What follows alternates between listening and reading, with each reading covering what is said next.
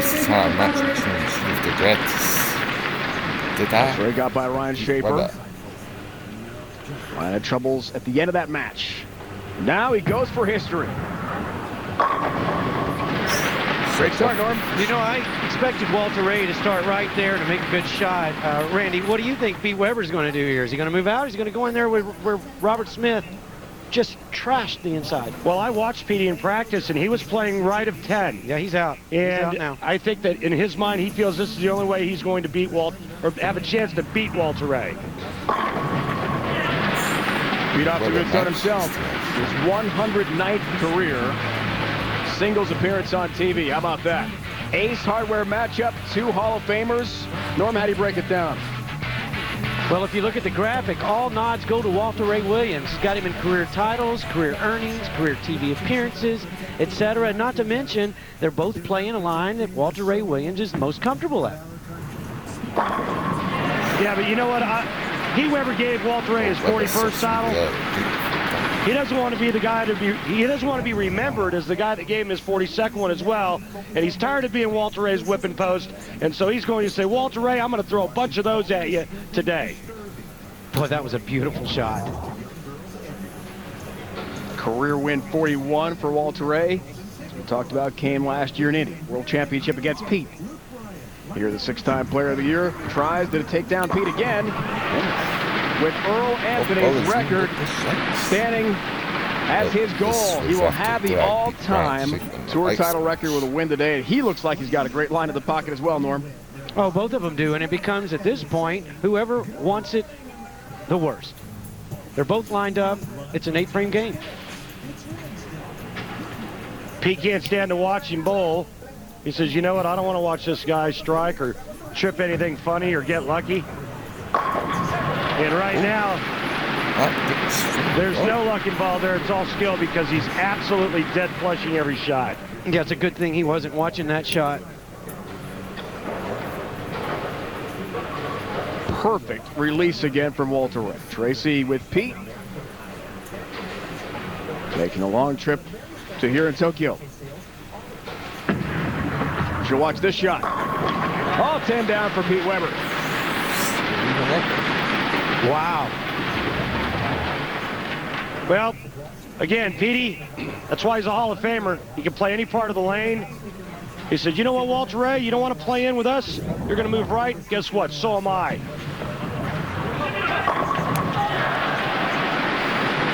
One break like that can be the deciding factor in title matches. Pete may have gotten it early, but he got it.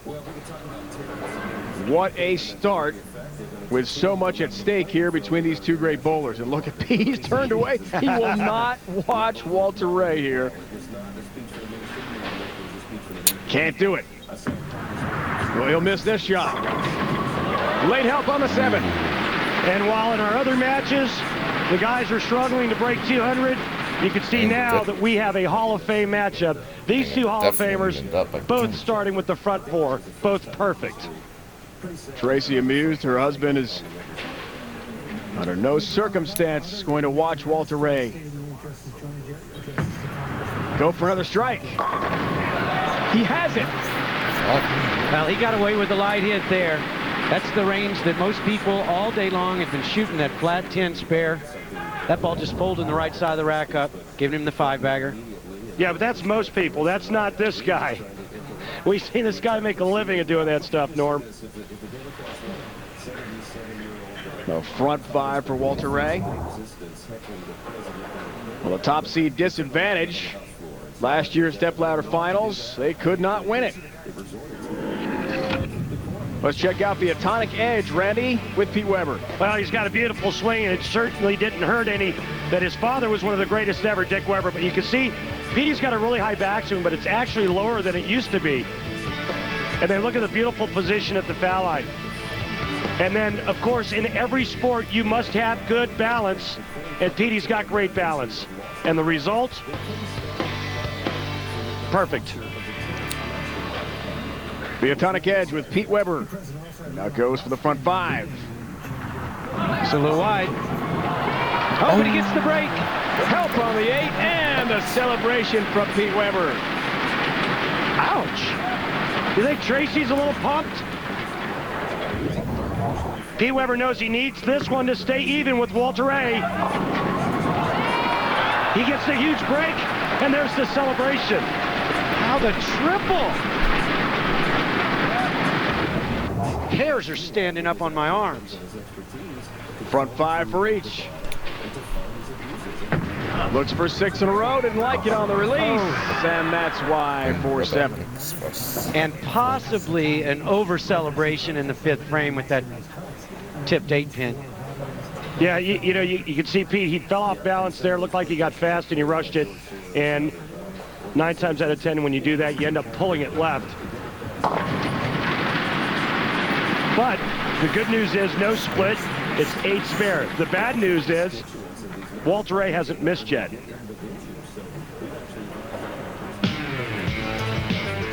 Pete Weber wishes he did have that strike in the 6th frame. Walter Ray goes for the front 6 when we return.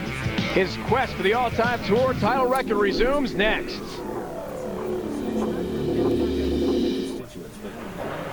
Welcome back, everyone. Tokyo Metro Gymnasium, opener of the 06-07 Denny's PBA Tour. Dave, Randy, and Norm with you, our entire crew. Walter Ray Williams Jr. A tremendous start, looks for the front 6. Has it as he goes for the tour title record here today. Norm, our highest game that we've seen today is 222. Why? Pete Weber front 5, Walter Ray front 6. Why? I think, you know, this is nuts. I would have said a 4-bagger clean by any player puts the other guy in fear factor mode. Why they've got 5 or 6 in a row, I don't know. I think it's just Are they just that good? That, and they're playing against one another, which I guarantee enters into it. Another. This is like, whatever you can do, I can do better. I mean, Walter Ray doesn't look like he's playing the lanes any different than he did the match before against Schaefer, and he only bowled 215 that game. Remember the last time these two titans of the sport met? The World Championship in Indianapolis. 236-213 was the score there. Pete wants to look back. Well, I mean, hold on. He's taking a re-rack here, Norm? Yeah, he needed the re-rack frame before this. He needed to settle himself down.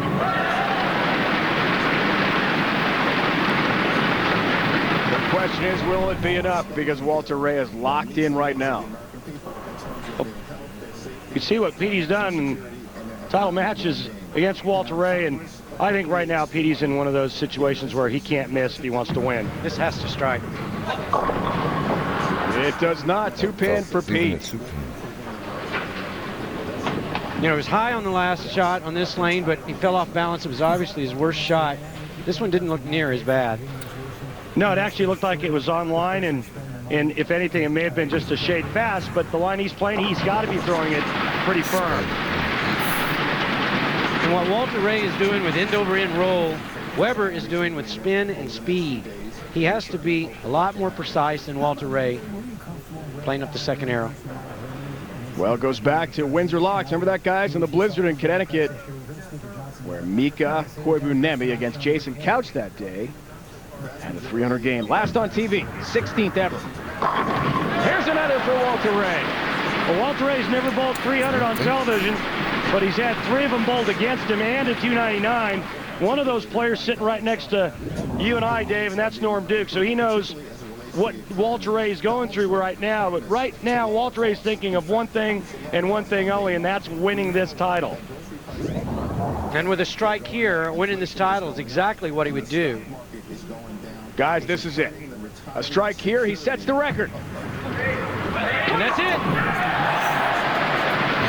Walter Ray Williams Jr. has done it. He's wrapped up his 42nd career title. He has the record. This is unbelievable to throw a shot this good with so much riding on it. The envy of all bowlers right there. With the first 9 strikes, he has wrapped up the Japan Cup, and with it, the all-time Denny's PBA Tour title record. And Pete Weber at this point being considerate. Looks like he might not be trying. What he's trying to do is get out of Walter Ray Williams' way, knowing that Walter Ray could still become perfecto in the 10th.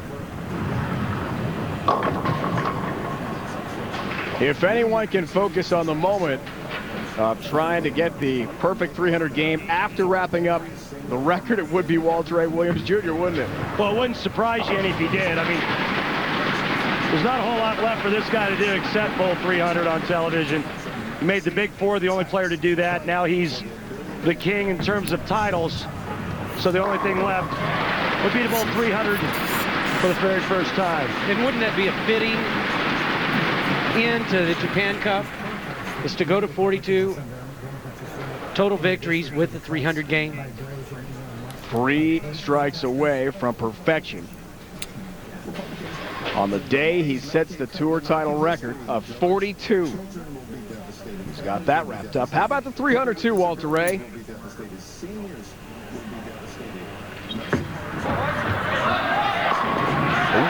There's 10. Not just a strike. That's 10 in the pit, high flush. Yeah, I think one time this whole game he hasn't been 10 in the pit. And like you said earlier, 222, highest game on television today. He steps up for the title with the front 10.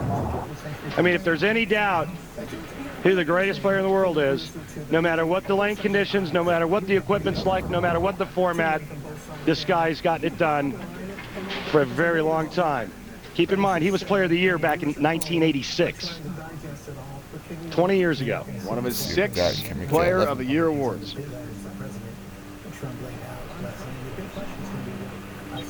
How about 11?